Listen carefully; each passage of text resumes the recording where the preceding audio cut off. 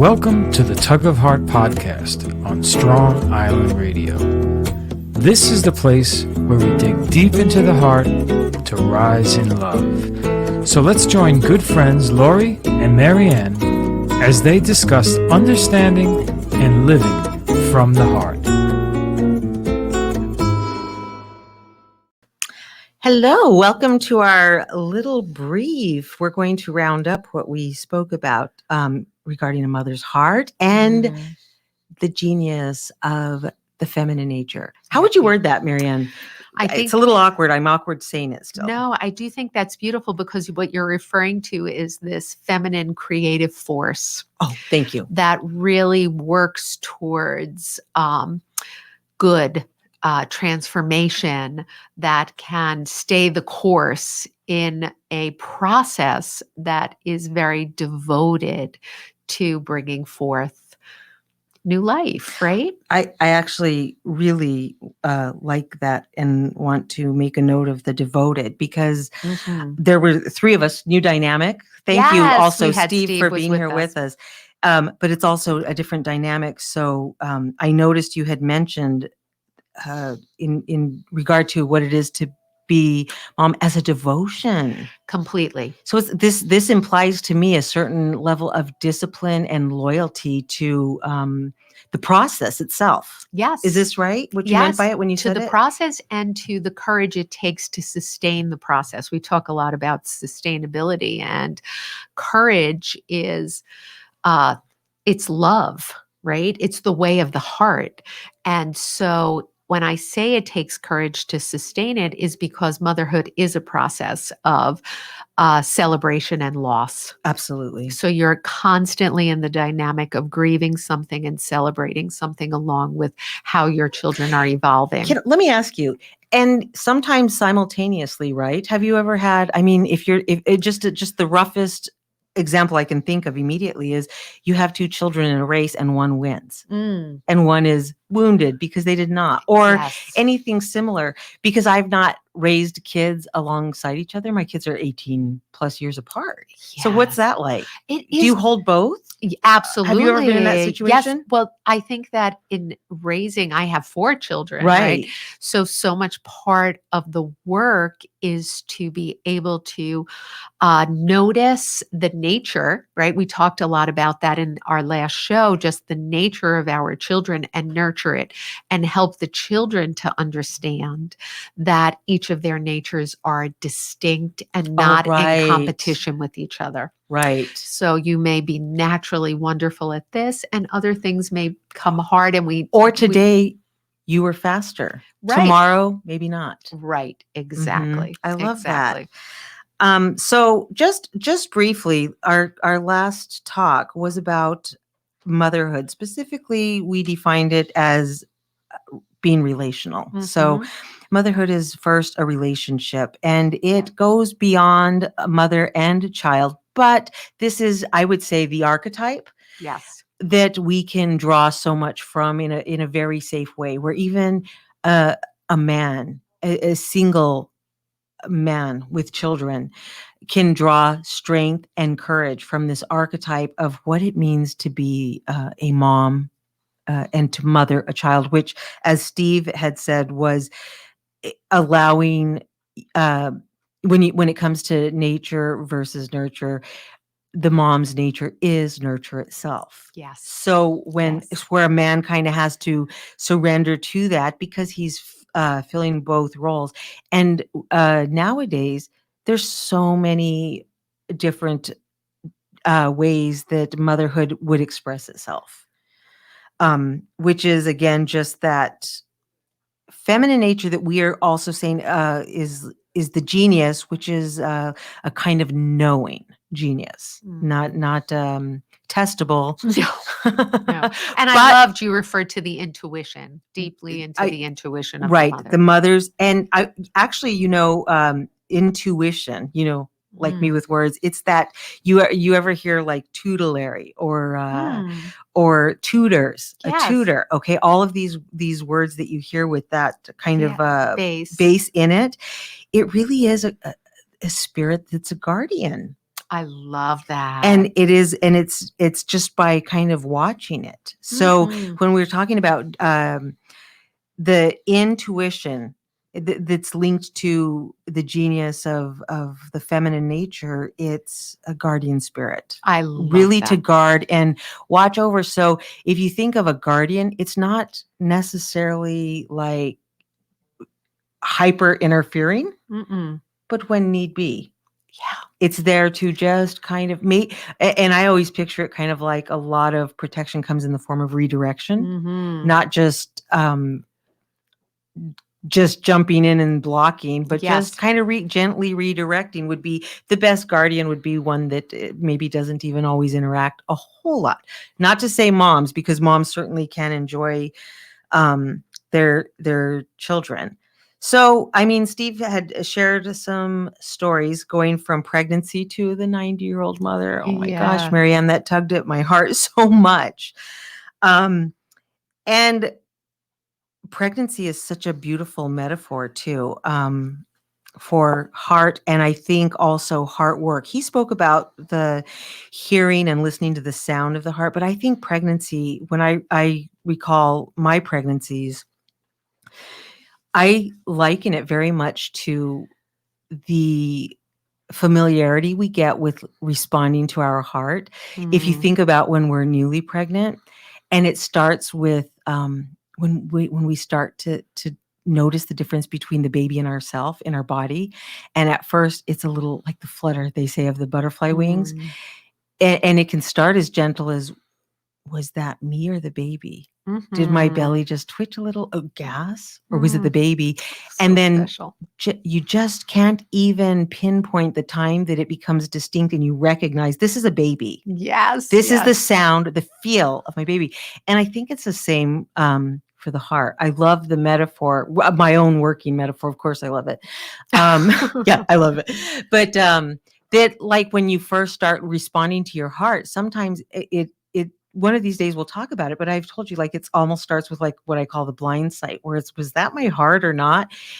And sometimes you close your eyes and are like, I think my heart wants me to do this. And it feels like a guess, but it's more than that, because you're already responding into it and trusting it before you feel it, in the same way that there's a baby. And it kind of gets developed like that, I think. Oh, and you're making me think of like pregnant, like the heart being pregnant.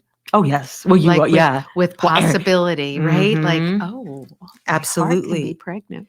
Yes. And then just watching it grow, the whole process, which brings me, speaking of words and pregnancy and heart, the genius. Okay. Gene is just simply to give birth. Which had me thinking this week also, just because you really, the nativity story. Okay. Nativity comes by generating and rearing a living thing. That's all it means. It's so I think this also points to the heart, and that moms become, like, to give life to a child, the prerequisite is that there is a mom. But I think as mom, we're asked to be the requisite without a prerequisite also. So we're that precondition that that's where we were speaking of, without the experience or anything. It's just the showing up and saying, oh, here I am, I will do it. And it made me think of specifically you likening your contribution to this project and tug of heart with me and responding to it, to also you carrying and giving birth to sweet little Mary. Yes, your sister Rosalie, right? The surrogacy, because that was being a vessel, right? And that you showed up, and one of the things you mentioned for each is that when people are like, "This is very nice," you're like, "More necessary." And this is the true, I think, genius of motherhood. It's not an act of nice. It's not an act of even a knowing what you're giving in the moment, because I don't believe personally, whether it's by the limits of my imagination or not, that when you actually were a surrogate, you could fully comprehend the magnitude of what was happening. No. And I think moms, part of the beauty of moms is that I had said, like, we're not attached to magnitude, but more dedicated to just like this loyalty that becomes more significant than magnificent. Mhm. But at the same time, it's both when you're kind of on the other side looking back or above looking at it. Mhm. If you could talk to me about just surrogacy, Marianne, if anything you would like to say in terms of You know what? Mother's Day and moms, what It's very it's taught interesting you. because two things come to mind based on what you were just talking. And one, and I guess this is a little bit personal, but after I had my fourth child, I did not want to raise any more babies. I was like, I Fair am enough. done.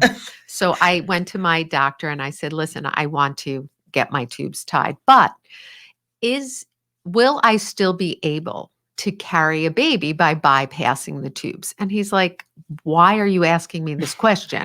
Like, are you thinking about changing your mind down the line? I said, no, I'm sure I'm done. But in case my sister may need me. Now, at this point, my sister wasn't experiencing any infertility, but this is where this intuition, right? This guardian was saying, ask. Like, he's like, is she having trouble? I'm like, no. And he's like, this doesn't make any sense, this question. So in that moment, there was this feeling of, I have to honor with my body and my heart this inner voice, The tug. even if it doesn't make any sense. So I'm like, can you just answer the question? Right. Like, why are you interviewing me about this? Right. So he said, yes, you can. You just are inseminated or whatever, you are implanted. An embryo can be implanted. I was like, thanks. And we went ahead and we did it. Now, also in that moment, and knowing that I wasn't going to have any more babies, my fourth baby, I raised her with a sense of, I am not going to experience this ever again. Oh. So everything she did, it was just like, just linger in it. I lingered in every aspect of her babyhood. Yes. And then 4 years later, when my sister is experiencing infertility, and her doctors at Cornell say, look, given just your blood condition and what we've seen, you cannot be implanted again. And she had this one embryo, and she's on the phone with me, and she said, the doctor said that we should discard it. Again, the same. Now, this time that inner voice was like a scream that was like outrage. No confusing it for butterfly wings anymore. It was discard it. This is a potential. This is your embryo created by you and Stephen. Like, what? Like, it was so clear to me.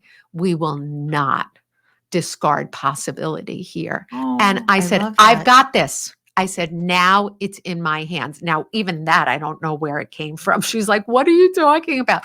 And I just hung up and I called my doctor and we started talking about surrogacy. Then I talked to her and the process began of knowing that this is truly carrying this possibility of a child through a passage to get to be safe and sound, to safely and soundly arrive in her parents' arms. And you recognized even that as an embryo, everything else aside, for your personal experience, you did recognize a certain dignity. Yes. That stood outside time waiting for a way to enter the world, just that way. And that's what we were talking about with moms, is that what's missing, the missing component is the way, and we sign up. We don't know what that is. And that way demands this kind of true love. And it truly was a love of sisterhood. Yes. Right? But this kind of love and this way does demand sacrifice. And having 4 children, right? They, like, complained about the inconvenience of it. Like, so it became this opportunity to really show that love is in fact This is what love looks inconvenient. like. Yes. You bet it looks like This is how it is. And there is sacrifice connected to it. And we are walking through this. There is no turning back. We're going forward. And it became very important because for my kids to understand my nature then. Because up until that point, it was all about serving them. It was, and it wasn't I was asking them to serve me, but I was asking them to begin to understand who their mother was. Well, because isn't this also serving them though? I guess you're absolutely right. Yes. But you're asking them more than give me a break from serving you, but please basically shush and allow me to serve you in a higher way. Well, truly, because in my life, there are anyone who is in a period of motherlessness, I will not turn my back on. Aw. Whether it's the chick that shows up at my front door, the kitten that was abandoned, the young women that just need help in transitioning into adulthood, Right. I will hold them for as long as they need to be held. And that is different than my children who were born of me. We are on this course together the whole walk from the moment they were born until the moment we won't be together again. Where with the surrogacy, it is a temporary holding of love, but it is very profound. Do you know, this is such a stark contrast to what you're saying, if you don't mind. Please. Okay. You brought to mind this story I heard when I was a child of, I believe it was in China. My mom told me this, and it was kind of like a little strange, she told me, but she wanted me to understand it. It was uncomfortable more than strange. And she had said that it was a story about in China that what they do with the elderly when they no longer have a place and their needs exceed their contribution, basically. This is my words, not my mom's. But she had said that there was a time that a young boy was taken with his father, and they took the young boy's grandfather, to the woods in the cold and far into the woods, and sat him at a tree and just left him. Oh. And this wasn't the first time the boy had seen it, but the father could also see, like, a different understanding. And the father said, like, we must do it. You understand this? And he says, yes. No, I'm okay. And he's like, okay.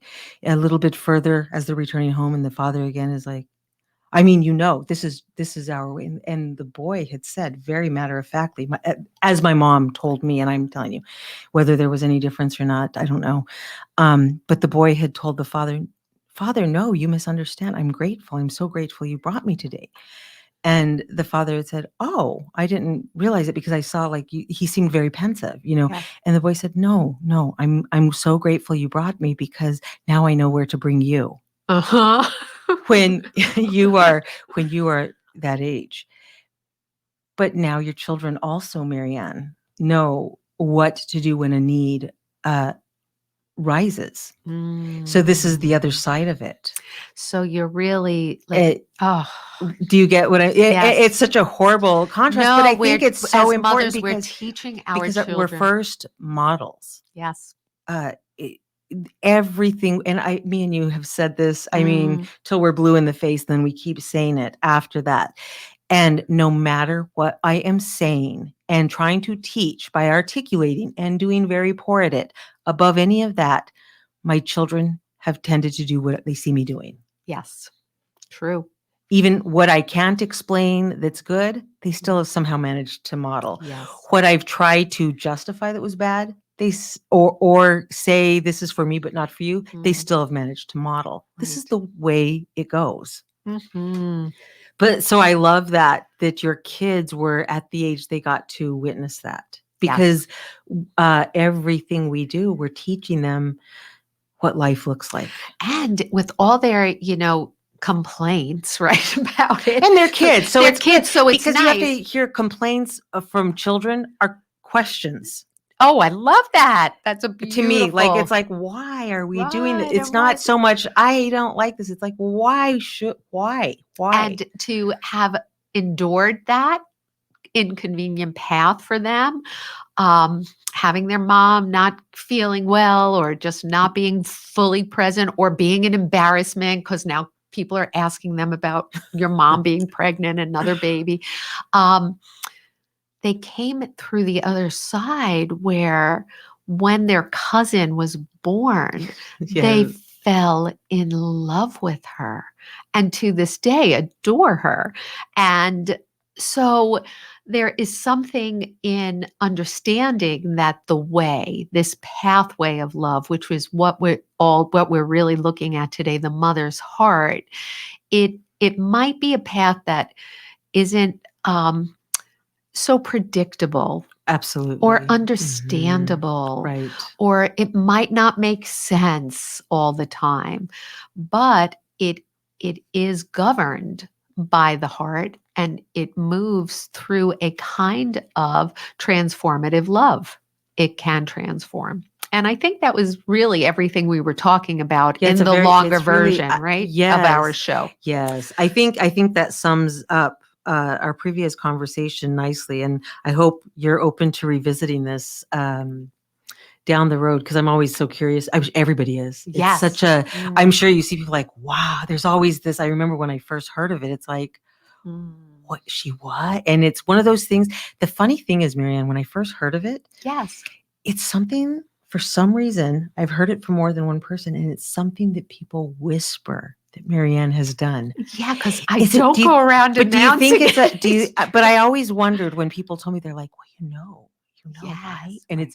it's kind of, but it's not a secret. They're not No. telling, and it's not gossipy. So I've always thought, like, is it whispered because it's precious and it's kind of It is sacred? precious.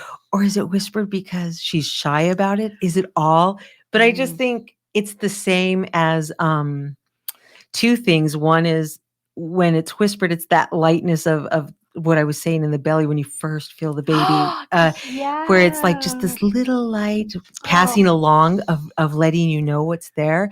The other thing is, I don't know why I just thought of now, the Tracy Chapman song. You know how I am with my Tracy, Yes. everybody knows. But talking about a revolution sounds like a whisper.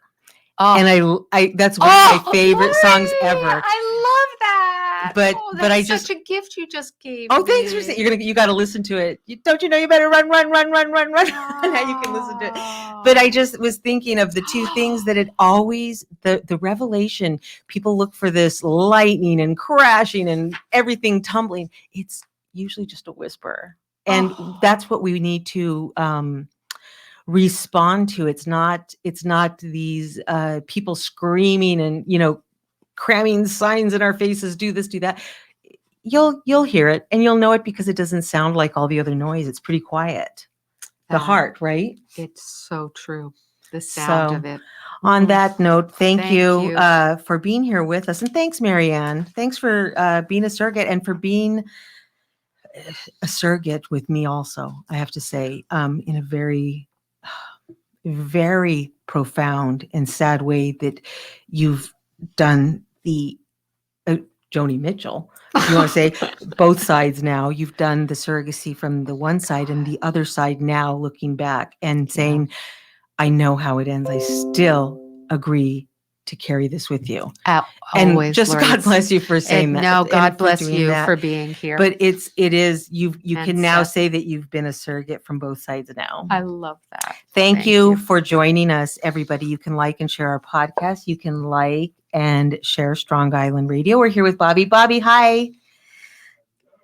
And just listen to your hearts and realize you don't have to be listening for like the drama and the really loud stuff. It is that whisper sometimes. And sometimes it's just maybe a feeling, maybe it wasn't, you're not sure. It could be your heart. Pay attention. Beautiful. And until next time, farewell. Farewell.